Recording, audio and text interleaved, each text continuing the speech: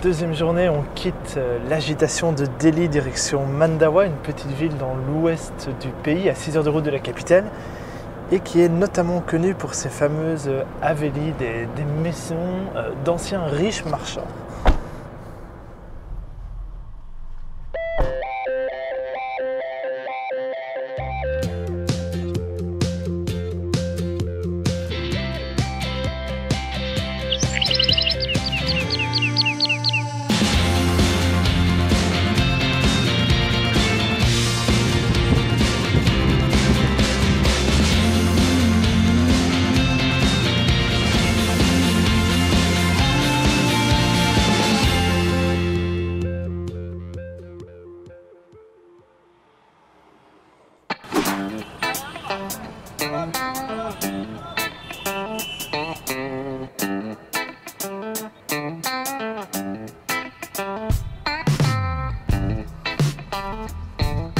So the history of Mandawa? The Mandawa story of the called the Shekhawati area.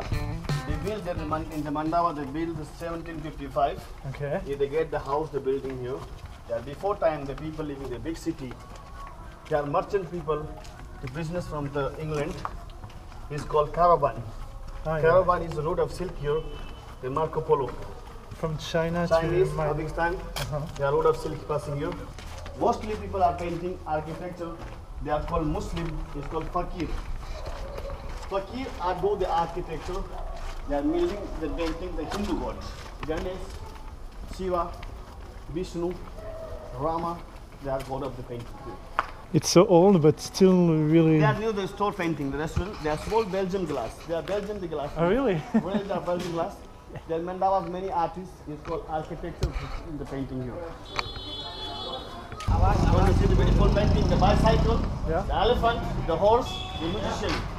Zula, you know Zula? No. The swing. Ah, swing. Yeah, balançoire. Balançoire, voilà.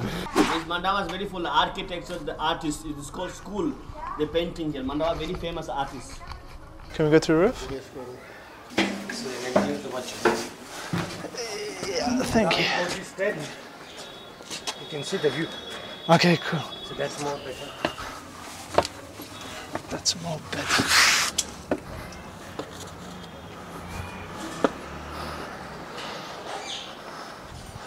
This is the castle fort. Oh yeah, okay. Now there's the house of pigeons. Pigeons. Yeah, so many pigeons. Nobody belong. All the proprietor moved from Calcutta, Bombay, different kind of the business. Okay, but people live here. Now they take care, watchmen. Okay. Because here before the business silk and opium. You know silk? Yeah, silk, yeah, opium. of course, yeah. Let's route of the caravan. Yeah. They're coming from And they come to Mandawa to exchange. And go to China, Islamabad, and Pakistan, Iran. Okay. But now no silk opium here. They take care for tourists. Yeah, tourists. And mostly they still business local textile, you know, textile. Yeah. Textile made from here. Okay. The gypsy people and locals. Yeah, I see. And little business marijuana, you know marijuana? Yeah, of course. I come from Belgium. Yeah. You smoke sometime? Yeah, sometimes, yeah. I live next to Holland, you know, and Holland it's is legal here, so...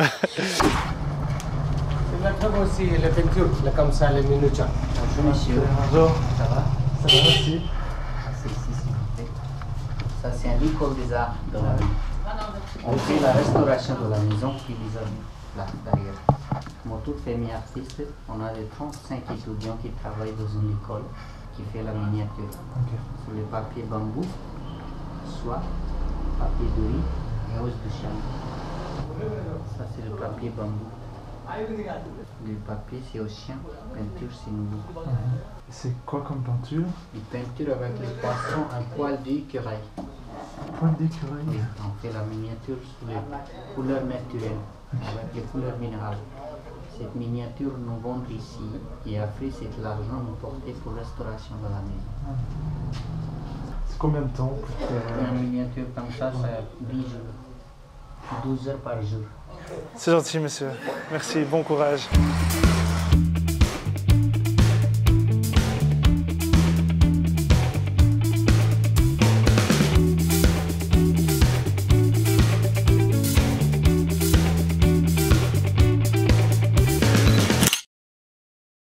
Il est venu l'heure de faire un petit débriefing sur la journée qu'on vient de passer à Mandawa, petite ville très sympa, beaucoup plus petite que Delhi, hein, beaucoup moins encombrée, beaucoup moins peuplée, tout aussi bruyante.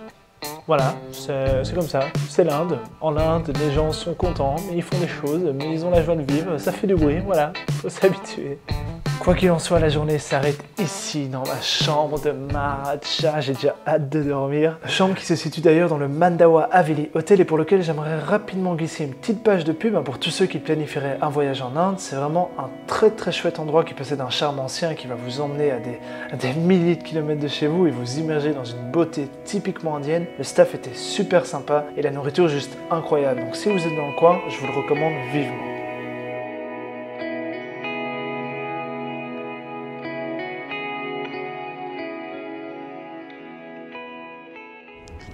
Is it true that cows are like sacred, like gods in India? Yeah, really? Hindu Okay. people, God. Oh, so you don't eat cows? No. Never. That's good.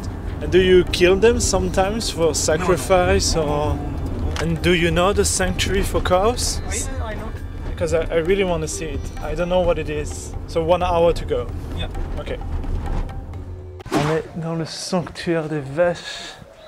Ça y est, c'est l'endroit où vous m'avez amené, hein, chers internautes. On va donc voir à quoi ça ressemble.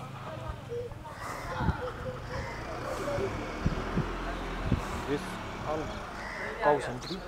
Ok. Okay. Inside cow. Can I go there? Yeah. Yeah. The milk. Ah yeah, they take the milk. Milk. Yeah. Okay. And just the milk? Alors j'ai l'impression que je suis dans une industrie pour vaches. Ils prennent pas du tout soin en fait, ils prennent leur lait. J'aimerais bien avoir un peu plus d'infos, mais personne qui parle ma langue ici. I thought that the cows were road accidents and they take care of the cows. Here. Also, Yeah. not just for the milk. No. Only for free cost.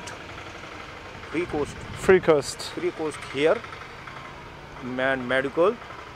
Medical too. All over treatment. Okay. And here. And go back. Back to the nature or? Nature. Oh, okay. So they're not all their life there just for the milk. No. They can be free and go to Free the and nature. Yeah. Okay. Bon, ben j'espère qu'il dit vrai. Hein. Nous voilà de retour à l'hôtel. Je pense qu'il serait maintenant intéressant de faire un résumé sur ce qui vient de se passer. Donc apparemment, le sanctuaire pour vaches, c'est un centre où ils prennent soin des animaux, mais, et ça je ne m'attendais pas du tout, il y a également une notion de commercialisation, hein, puisqu'ils récoltent le lait et qu'ils le vendent ensuite sur le marché local. On est évidemment à des années-lumière de toute industrialisation, mais voilà, il y a quand même cette notion d'exploitation de l'animal par l'humain. Pour avoir un débat là-dessus, chacun son opinion, moi sincèrement je pense que dans ce cas-ci en tout cas, l'humain vit grâce à la vache, puisque ce centre est subventionné par des donations, qu'il offre un toit à des gens très pauvres, un travail également. Et d'un autre côté, les vaches vivent grâce à l'humain, dans le sens où celles qui sont présentes dans ce centre ont l'air beaucoup mieux portantes que celles que vous voyez constamment sur la rue ici en Inde. Et en ce sens, je pense qu'il y a quand même quelque chose de beau dans cet endroit, puisque c'est l'humain pour la vache et la vache pour l'humain. Bon voilà, on est quand même dans de la traite animale, de la traite douce, hein, faut le rappeler. C'est un imprévu, je ne m'attendais pas du tout à ça.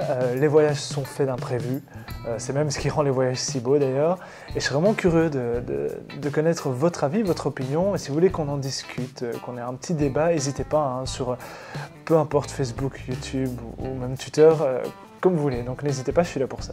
Dans tous les cas, je propose qu'on ne reste pas là-dessus. Parce que déjà, je suis sûr que cette histoire n'est pas terminée, qu'il va y avoir un retournement, qu'il va se passer quelque chose, mais je suis persuadé qu'il y a une suite. Et surtout, demain, j'aimerais vous amener dans un endroit complètement dégueulasse, que l'on appelle le Temple des Rats. Et on va essayer d'aller comprendre pourquoi. Pourquoi est-ce que ça s'appelle comme ça? Sur ce, bonne journée l'Europe et bonne nuit l'Inde. Et rendez-vous au Temple des Rats.